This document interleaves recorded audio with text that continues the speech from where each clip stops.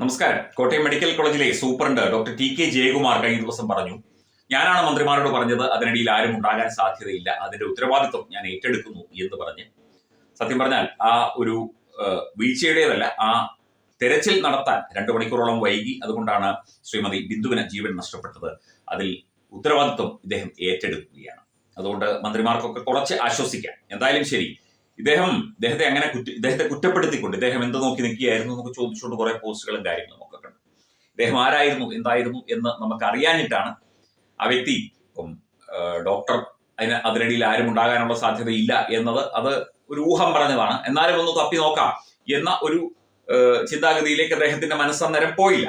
അത് മനുഷ്യനല്ലേ, പലതരത്തിൽ ചിന്തിക്കുമല്ലോ. എന്തായാലും ഒരു ജീവൻ നഷ്ടപ്പെട്ടു, അത് നമുക്ക് തിരിച്ച് എടുക്കാനാവില്ല. വ്യാപകമായ അനാസ്ഥ മെഡിക്കൽ കോളേജിന്റെയും മെഡിക്കൽ കോളേജ് ഓഫീസിന്റെയും അതുപോലെ തന്നെ സർക്കാരിന്റെയും ഒക്കെ ഭാഗത്തു നിന്ന് ഉണ്ടായി എന്നതിൽ സംശയമൊന്നുമില്ല. Doctor TK. ജയകുമാറിനെ കുറിച്ച് ഒരു ഫേസ്ബുക്ക് പോസ്റ്റ് വന്നു. കോട്ടയം മെഡിക്കൽ കോളേജിലെ കെട്ടിടം തകർന്നതിൽ ദയവായിട്ട് മെഡിക്കൽ കോളേജ് സൂപ്രണ്ട് ആദരണീയ ഡോക്ടർ ജയകുമാറിനെ വാക്കുകൊണ്ടോ പ്രവൃത്തി കൊണ്ടോ അപമാനിക്കരുത്.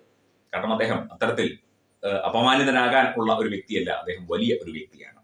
കോട്ടയം മെഡിക്കൽ കോളേജിൽ ആദ്യമായിട്ട് ഹൃദയം മാറ്റിവെക്കൽ ശസ്ത്രക്രിയ വരെ തുടങ്ങിയതിൽ അതിവിദഗ്ധനായ ഡോക്ടറാണ് അദ്ദേഹം. ഓരോ ദിവസവും ചുരുങ്ങിയത് 18 മണിക്കൂർ ആശുപത്രിയിൽ ചെലവഴിക്കുന്ന ആദരണീയനായ ഹൃദയ ശസ്ത്രക്രിയ വിദഗ്ധനാണ് ഈ മനുഷ്യസ്നേഹിയായ ഡോക്ടർ. ഇദ്ദേഹം ഏതെങ്കിലും സ്വകാര്യ ആശുപത്രികളിൽ മാറി മാറി ഹൃദയ ശസ്ത്രക്രിയകൾ നടത്തിയിരുന്നുവെങ്കിൽ മാസം 50 മുതൽ 60 ലക്ഷം രൂപ വരെ സമ്പാദിക്കാൻ അദ്ദേഹത്തിന് കഴിയുമായിരുന്നു. ഇതെല്ലാം അവഗണിച്ചുകൊണ്ടാണ് മനുഷ്യസ്നേഹിയായ ഈ മഹാനായ ഡോക്ടർ കോട്ടയം മെഡിക്കൽ കോളേജിൽ സേവനം അനുഷ്ഠിക്കുന്നത് എന്ന കാര്യം ദയവായിട്ട് മറക്കരുതേ എന്ന് പറഞ്ഞുകൊണ്ട് ഡോക്ടർ ടി.കെ. ജയകുമാറിന്റെ ഒരു ചിത്രവും കൊടുത്തിരിക്കുന്നു.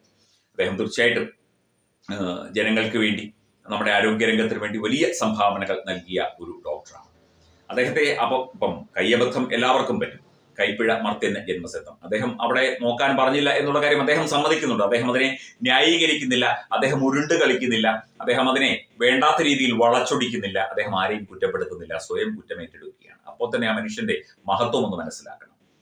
അദ്ദേഹം പറയുന്നുണ്ട്, കൃത്യമായി പറയുന്നുണ്ട്, ഈ കെട്ടിടം പൊളിച്ചു കളയുന്നതിന് ആവശ്യമായ നടപടികൾ 2013 മുതൽ ഇവിടെ നടന്നുകൊണ്ടിരിക്കുകയാണ്. വിവിധ വകുപ്പുകൾക്ക് ഇപ്പൊ ഡോക്ടർക്ക് രാവിലെ ഹൂന്താലിയുമായി പിക്കാസുമായി വന്ന് കെട്ടിടം പൊളിക്കാൻ കഴിയില്ല. ഡോക്ടർക്ക് സ്വന്തം ചെലവിൽ JCB കൊണ്ടുവന്ന് കെട്ടിടം പൊളിക്കാൻ കഴിയില്ല, അല്ലെങ്കിൽ സൂപ്രണ്ടിന് അത് കഴിയില്ല. സൂപ്രണ്ട് അതിനുള്ള റെഫറൻസ് കൊടുക്കുക, ആദ്യം DMEക്ക് കൊടുക്കുക, ഡയറക്ടറേറ്റ് ഓഫ് മെഡിക്കൽ എഡ്യൂക്കേഷന് അതിനുള്ള അനുമതി കൊടുക്കുക, അവിടുന്ന് ഒരു വിഭാഗം ആൾക്കാർ വന്നത് പരിശോധിക്കും. അതിനുശേഷം അവർ PWDക്ക് പബ്ലിക് വർക്ക് ഡിപ്പാർട്ട്മെന്റിന് ഒരു നിവേദനം കൊടുക്കുക, അല്ലെങ്കിൽ ഇതുമായി ബന്ധപ്പെട്ട റിപ്പോർട്ട് കൊടുക്കുക. അവരുടെ ഒരു എഞ്ചിനീയറിംഗ് ടീം അത് പരിശോധിക്കും.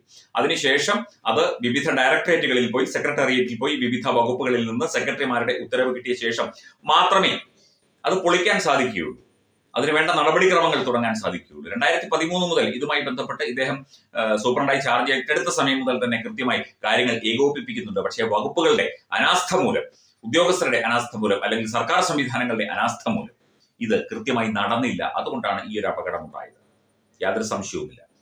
അദ്ദേഹത്തെ കുറ്റപ്പെടുത്തുമ്പോൾ ഓർക്കുക, അദ്ദേഹം നല്ലൊരു മനുഷ്യനാണ്, നിരവധി ജീവനുകൾ രക്ഷിച്ച ഒരു വ്യക്തിയാണ് ഡോക്ടർ ടി.കെ. ജയകുമാർ.